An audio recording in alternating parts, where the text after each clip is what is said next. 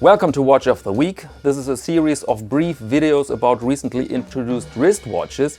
Every Monday I give you here in about 4 minutes an overview, style, specifications, price, availability, and I go from the very affordable pieces to a high end.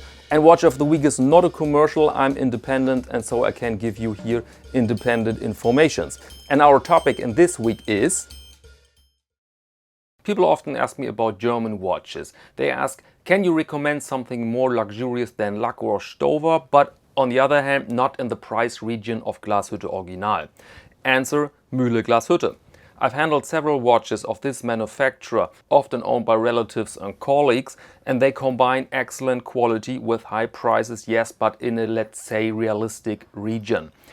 Mühle Glashütte is a little and independent company founded 1869 in the town Glashütte, so in the core of German watchmaking, and last week they presented the new Teutonia IV chronograph with a case diameter of 39 mm. This is important because often Mühle Glashütte watches were too big for their genre and overall style, at least in my humble opinion.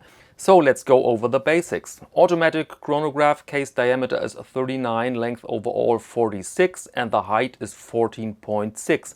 We have a sapphire crystal, see-through case, screw-down crown and water tightness of 100 meters. Movement is the in-house MU9419 with 62 hours power reserve. And the price is 3,200 euros including VAT and around 3,000 US dollars. So what we see here is a classic chronograph with a clear layout. 5 nicely blued hands, 30-minute counter on the right, seconds on the left, date on position 3. And typical for German watches is the uncluttered impression. No numerals, only a minute scale. And when the decision came between advanced forms of indices and hands or loom, they went for the form.